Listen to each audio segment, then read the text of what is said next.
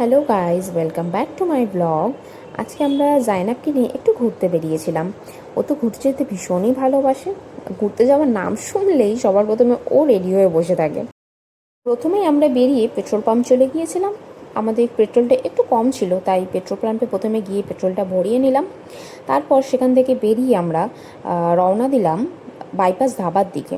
ওটা আমাদের বাড়ি থেকে প্রায় 2 থেকে 2.5 কিলোমিটারের মধ্যেই পড়ে, কাছাকাছি। সেখানে গিয়ে সবার প্রথমে আমরা একটু চা খেয়ে নিলাম।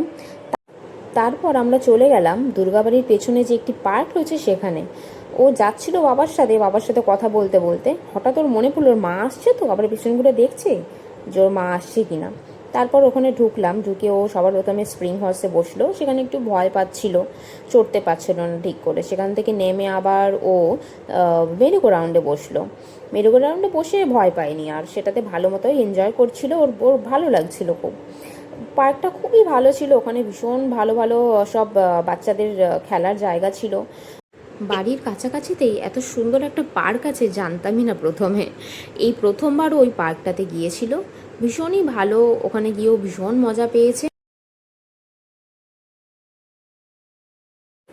ও স্লাইডে সিঁড়িতে উঠতে গিয়েছিল, ও উঠতেই পারছিল না, ভীষণভাবে একটু ভয় পাচ্ছিল। একটু উঁচু ছিল সিঁড়িগুলো। সিঁড়িতে উঠতে উঠতে লাস্ট সিঁড়িতে গিয়ে আবার ও রিটার্ন নেমে এসেছে নিচে। তা ওর তো একটু মন ছিল এই স্লাইডটা চড়ার, কি করব। হাফ থেকেই ওকে বসিয়ে নিজে থেকেই চড়াতে লাগলাম। তারপর ও নিজের বুদ্ধি করেই কি করলো, সামনে থেকে উঠে আবার একা একা স্লিপটা চড়তে শুরু করলো। ও একা একাই নিজের মজা করার রাস্তাটা খুঁজে নিয়েছে। অর্ধেক স্লিপে উঠে সেখান থেকেই ও চড়ে পুরো স্লিপের মজাটা নিচ্ছিল।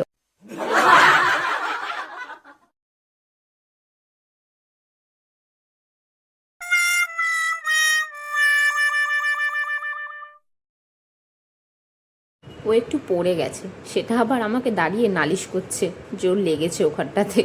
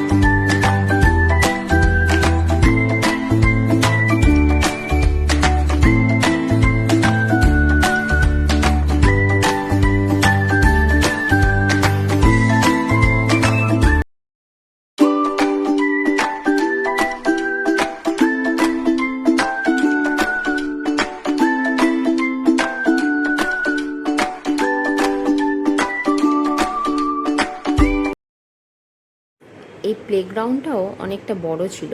এখানে বাচ্চারা ফুটবল নিয়ে খেলছে, বেলুন নিয়ে খেলছে, বড়রা বসে নিজেদের মতো আড্ডা মারছে। আর আমার মেয়ে এখানে সবার সবার বল দেখে ও ভাবছে যে ওর বলটা কেন পাপা আনেনি। ওর পাপাকে গিয়ে বলছে ওর এখন বল লাগবে।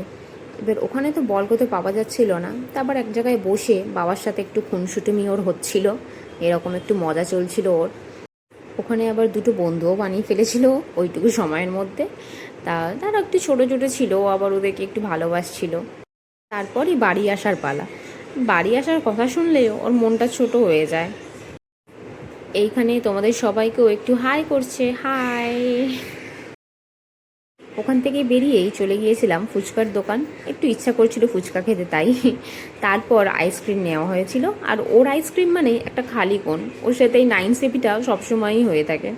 আর এটা হচ্ছে আমাদের আইসক্রিম। একটু আইসক্রিম খেয়ে তারপর ও একটু মজা করতে এদিক ওদিক দৌড়চ্ছিল রাস্তার মধ্যে, ফুটপাতে। হ্যাঁ, ওর এই হাসি মুখটা দেখলে আর কিছু আর চাই না, এই জন্যেই ওকে একটু ঘুরতে বের করা। আজকের ব্লগটা এইটুকুই ছিল। Thanks for watching, bye bye.